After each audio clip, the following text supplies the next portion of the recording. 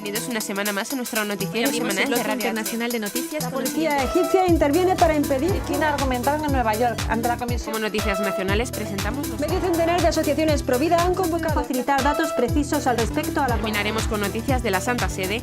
El Vaticano recoge firmas para defender a no nacidos. De la Conferencia Episcopal Italiana. Bienvenidos una semana más a nuestro noticiario semanal de Radio HM. Hoy les saludamos Marian Samino y María Fra. El Cristo Negro o Nazareno Negro volvió a reunir el 9 de enero a una procesión multitudinaria en Manila, la capital de Filipinas, con una cantidad incontable de personas acompañando por las calles a esta imagen que llegó a las islas en el año 1607.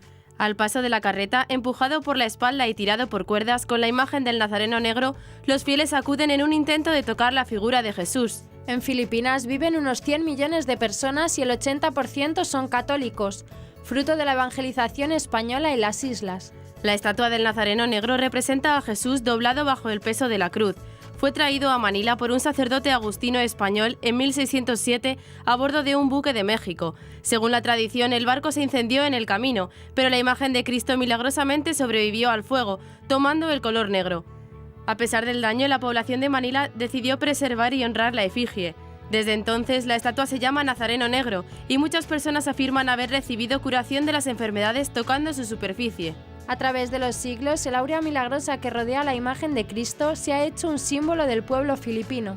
En estos años, los obispos han dado una copia de la estatua a los cristianos de la isla de Mindanao, que por dificultades de distancia y transporte no pueden acudir a la procesión de Quiapo. Las celebraciones se llevan a cabo en Cagayán de Oro, en conjunción con la de la capital el 9 de enero, la fiesta del Nazareno y el Viernes Santo. Al frente de la festividad estuvo el arzobispo de Manila, el cardenal Luis Antonio Tagle, quien presidió la solemne misa de medianoche. En la homilía, el cardenal hizo hincapié en la importancia de un amor desinteresado, capaz de desterrar el egoísmo y los intereses personales.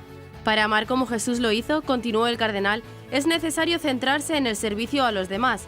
Esto por sí solo, agregó, es el amor que puede promover la unidad en las familias, parroquias, ciudades y en todo el país. El bautismo de Jesús, dijo el cardenal Tagle, muestra la manifestación del amor de Dios que quería alcanzar a los pecadores y mostrarse a sí mismo con un rostro humano. Este es el tipo de amor, concluyó el arzobispo de Manila, que está listo para abrazar a los débiles y pecadores en lugar de condenarlos. Lo que realmente importa es el bien de los demás. Comenzaremos con las noticias de interés internacional. México. Hayan muerto a sacerdote desaparecido. Irak.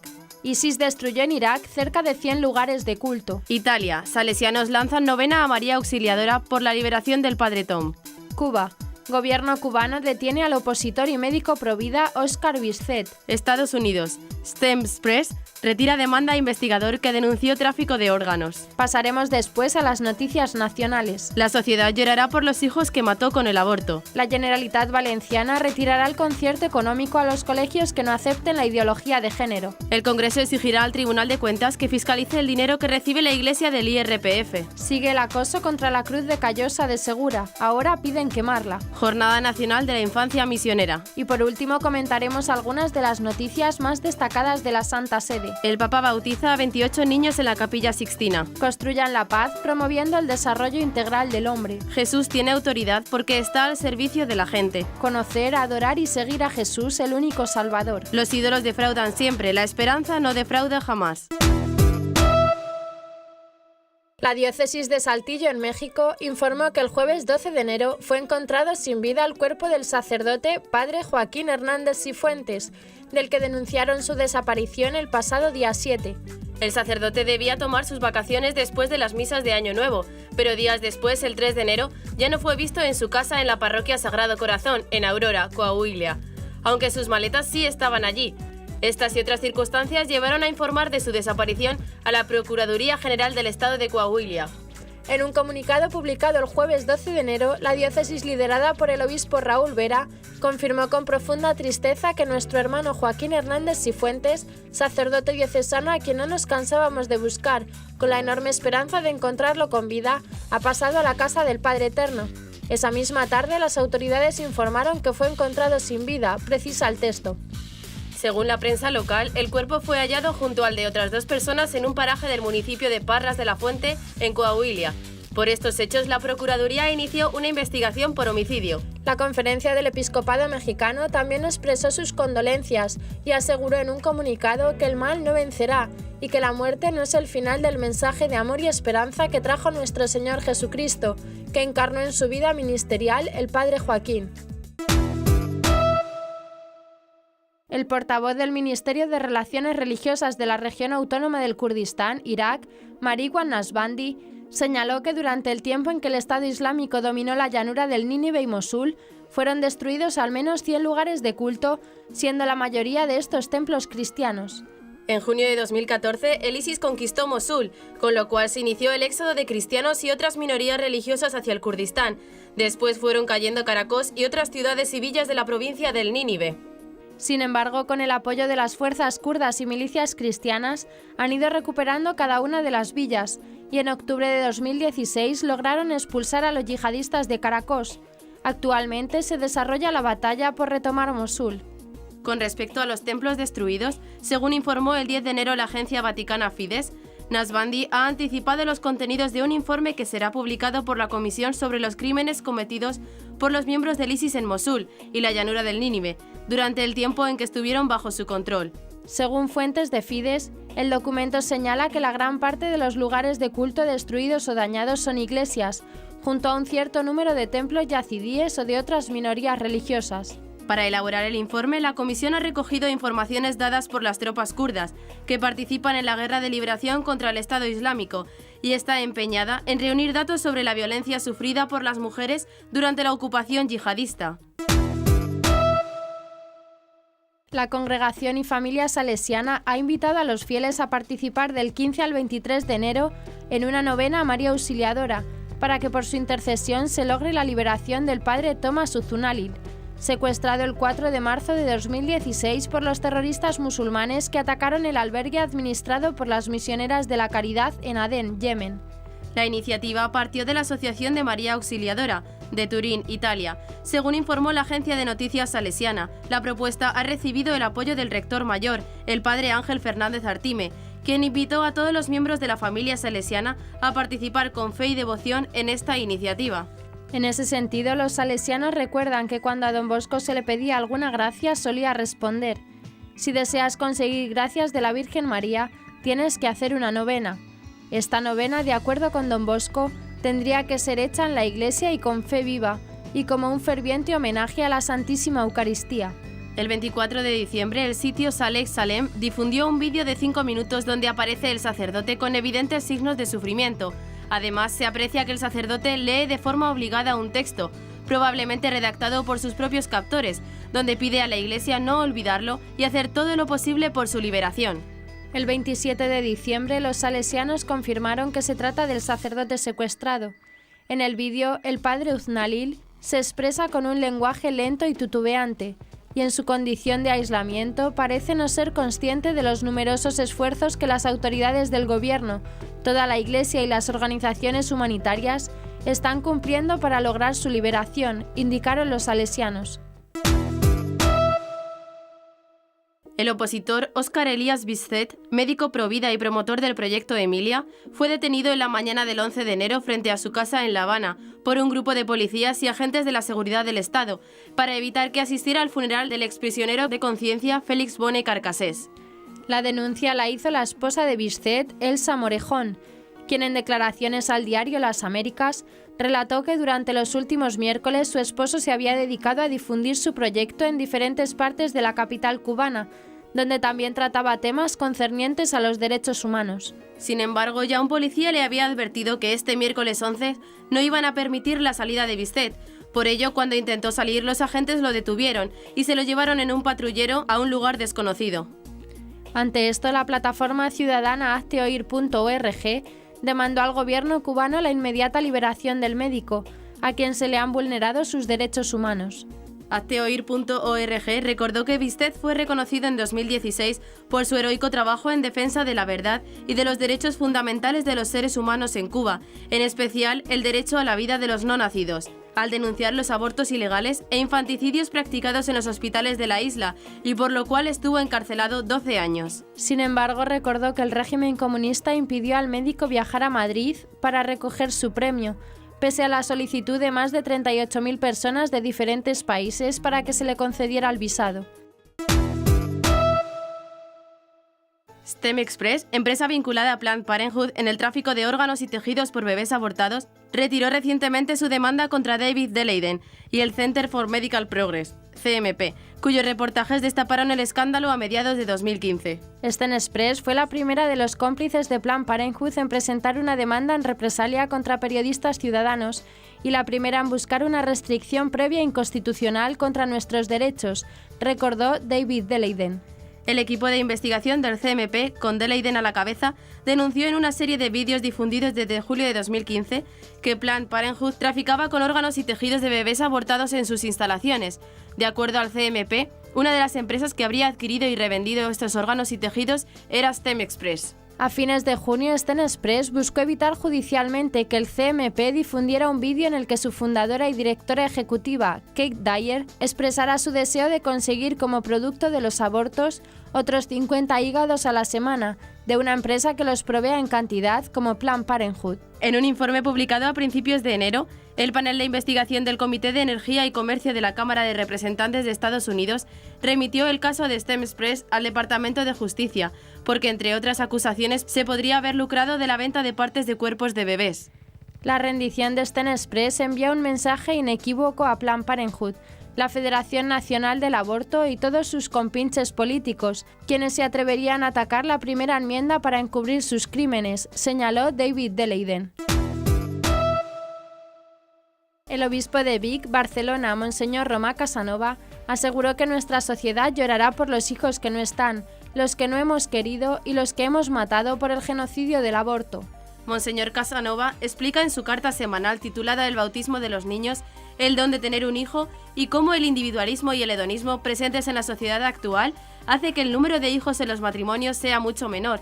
Los hijos son un don del Señor para las familias, para la Iglesia, para el mundo, que pide responsabilidad, ha apuntado el obispo en su carta recogida por Europa Press. En ese sentido, el obispo critica el pensamiento dominante que promueve el individualismo y el hedonismo, y por tanto es rebelde a la presencia de niños en los matrimonios y familias, retrasando su nacimiento, reduciendo el número o excluyéndolos. Ante esta situación, el prelado advierte que nuestra sociedad llorará por los hijos que no están, los que no hemos querido, y todavía más los que hemos matado con el genocidio del aborto. Monseñor Casanova también ha destacado la importancia de la administración de los sacramentos para la salvación de los más pequeños, y además ayuda a tener una relación espiritual más profunda con Dios, por lo que ha recordado a los padres que ellos son los responsables de iniciar a los niños en la fe recibida.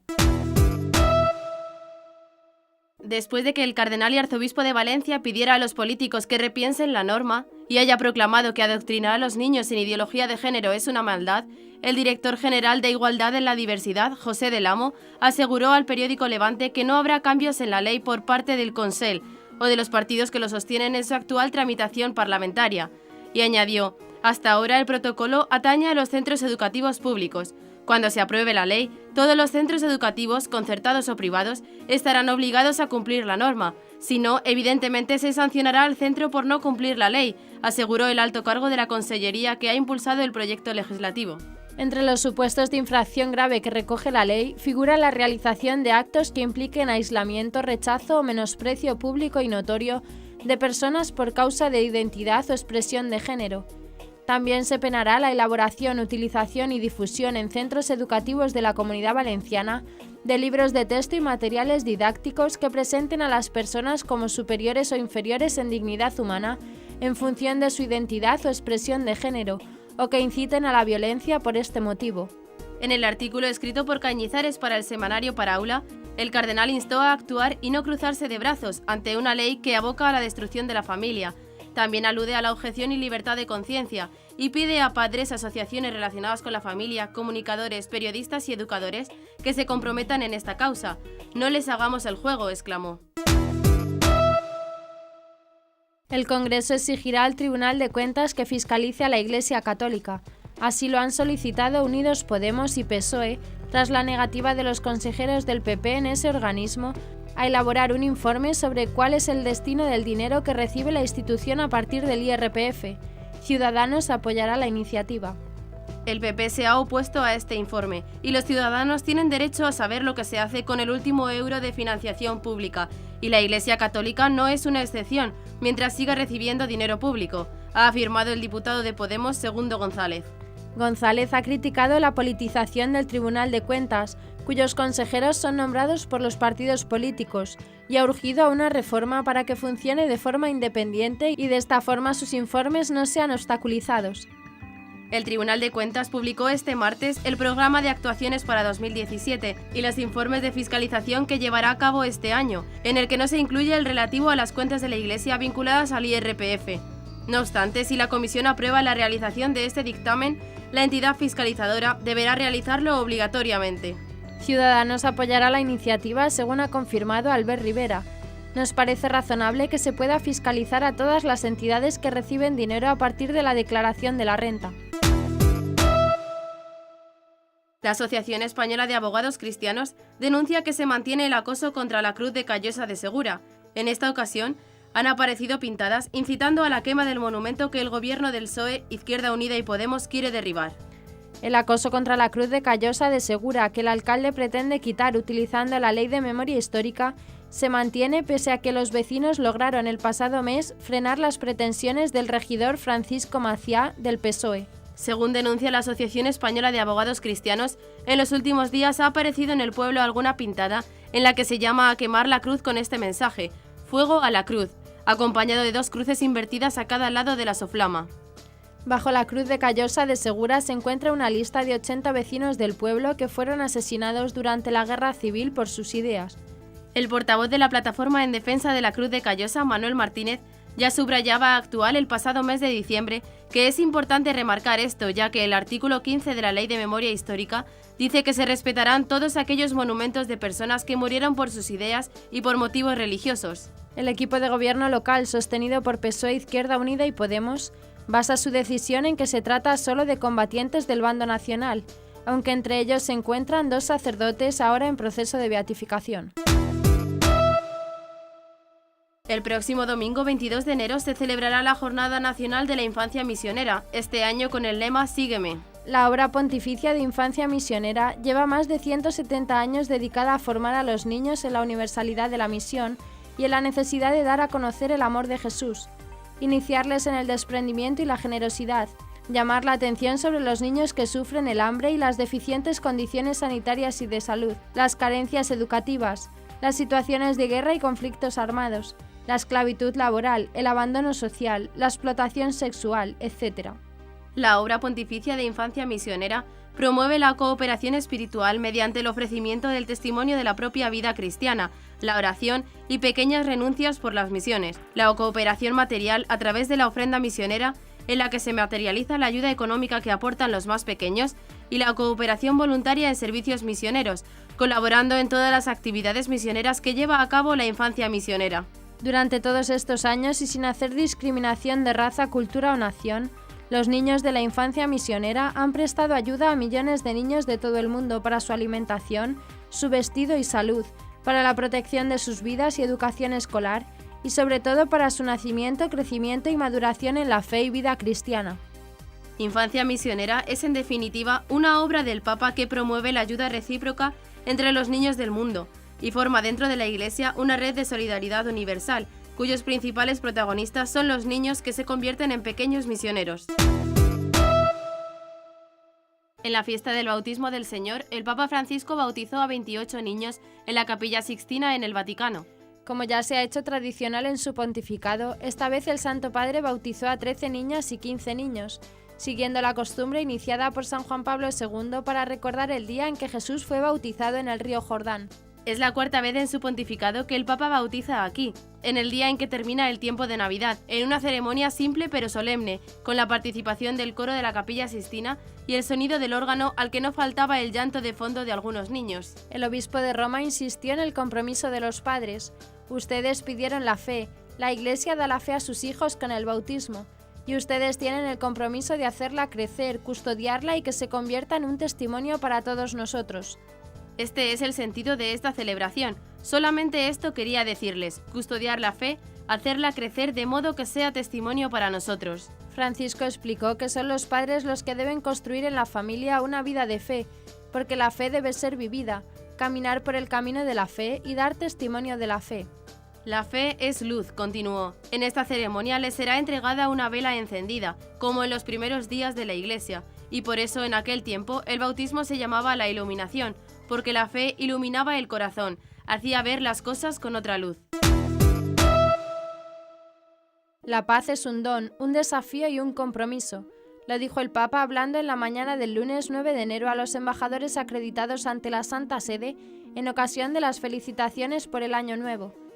En el extenso y rico discurso centrado en el tema de la paz, el pontífice expresó su deseo de que en este año crezcan en nuestros países y pueblos las oportunidades para trabajar juntos y construir una paz verdadera. Consideró importante dirigir una palabra de esperanza, dijo centrando su discurso en el tema de la seguridad y de la paz, considerando el clima general de preocupación por el presente y de incertidumbre y angustia por el futuro en el que nos encontramos inmersos. A los embajadores presentes en la Sala Regia en el Vaticano, el Papa explicó que la paz es un don porque brota del corazón de Dios, un desafío porque es un bien que no se da nunca por descontado y debe ser conquistado continuamente, un compromiso ya que requiere el trabajo apasionado de toda persona de buena voluntad para buscarla y construirla. No existe, aseguró el pontífice, la verdadera paz si no se parte de una visión del hombre que sepa promover su desarrollo integral, teniendo en cuenta su dignidad trascendente, ya que el desarrollo es el nuevo nombre de la paz, como recordaba el beato Pablo VI. En efecto, el obispo de Roma, recordando la reciente celebración de la 50ª Jornada Mundial de la Paz, instituida por el beato Pablo VI, afirmó, citando la Constitución Pastoral Gaudium et Spes, que para los cristianos la paz es un don del Señor, aclamada y cantada por los ángeles en el momento del nacimiento de Cristo. Es un bien positivo, dijo, fruto del orden asignado a la sociedad humana por Dios, y no es la mera ausencia de la guerra. No se reduce solo al establecimiento de un equilibrio de las fuerzas adversarias, sino que más bien exige el compromiso de personas de buena voluntad, sedientas de una justicia más perfecta. Jesús tenía autoridad porque servía a la gente, estaba cerca de las personas y era coherente, al contrario que los doctores de la ley que se sentían príncipes. Así lo indicó el Papa Francisco en su homilía del martes en la misa celebrada en Santa Marta. Frente a estas características de Jesús, precisó, los doctores de la ley enseñaban con autoridad clericalista, separados de la gente, no vivían lo que predicaban. La autoridad de Jesús y la de los fariseos son los dos puntos sobre los que se ha centrado la homilía del Papa. Una es una autoridad real, la otra formal. En el Evangelio del día, explicó Francisco, se habla del estupor de la gente porque Jesús enseñaba como uno que tiene autoridad, y no como los escribas. Así recordó que eran las autoridades del pueblo, pero lo que enseñaban no entraba en el corazón, mientras que Jesús tenía una autoridad real, no era un seductor, enseñaba la ley hasta el último punto, enseñaba la verdad, pero con autoridad. Para concluir, el Santo Padre recordó la parábola del buen samaritano. Delante de un hombre dejado medio muerto en el camino por los asaltantes, pasa el sacerdote y se va, pasa el levita y también él se va, y finalmente el samaritano, un pecador, es el que tiene compasión. Pero, añadió Francisco, hay otro personaje, el posadero.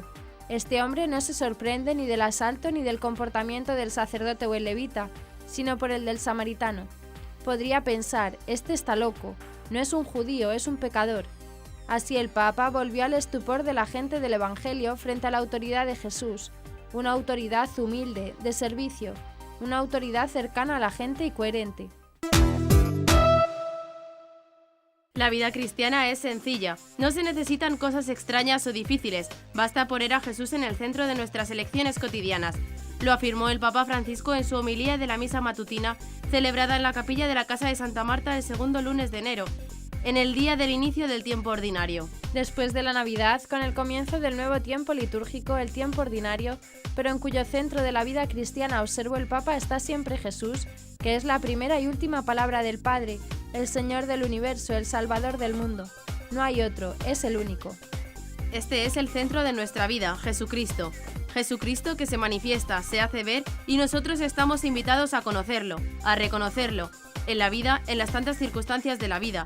Reconocer a Jesús, conocer a Jesús. Pero yo, Padre, conozco la vida de aquel santo, de aquella santa, o también las apariciones de aquel de allá y de allá.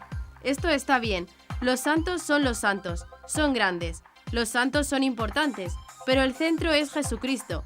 Sin Jesucristo no hay santos. Y aquí la pregunta, ¿el centro de mi vida es Jesucristo? ¿Cuál es mi relación con Jesucristo? Para conocer a Jesús, explicó el Santo Padre, está la oración, el Espíritu Santo. Pero también está el Evangelio que hay que llevar siempre consigo para leer un pasaje todos los días. Es el único modo de conocer a Jesús, y el Espíritu Santo hace después el trabajo. Esta es la semilla que hace germinar y crecer, es el Espíritu Santo. Si ponemos la esperanza en los ídolos, se termina siendo como ellos, imágenes vacías con manos que no tocan, pies que no caminan, bocas que no pueden hablar. No se tiene nada más que decir, se es incapaz de ayudar, cambiar las cosas, incapaces de sonreír, donarse, incapaces de amar. Con estas palabras, el Papa Francisco explicó en la audiencia general del segundo miércoles de enero el significado de la esperanza cristiana en contraposición de los ídolos.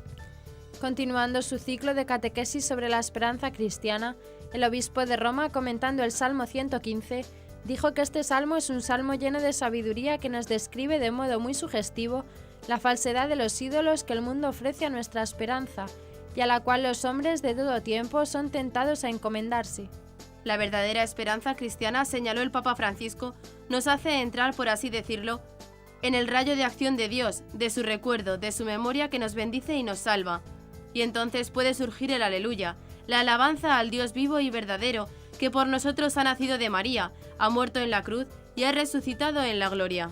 Después de los saludos en las distintas lenguas, el Papa dirigió unas palabras a los jóvenes, a los enfermos y a los recién casados.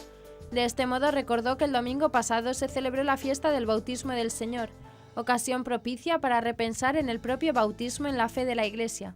Y hasta aquí nuestro informativo semanal. Esperamos que haya sido de su agrado. Recuerden que pueden seguir escuchándonos siguiendo el resto de nuestra programación en directo a través de la web www.radiohm.net. En ella podrán encontrar también distintos podcasts con los informativos anteriores y otros audios que también pueden ser de su interés. Seguiremos estos días informando de las noticias de la Iglesia y del mundo a través de nuestros breves espacios informativos que les ofrecemos todos los días cada media hora aquí en Radio HM 88.9 FM y HM Televisión. Ayer, hoy y siempre la verdad. Gracias por habernos acompañado. Les han informado María Fra y Marian Samino. Hasta la próxima semana.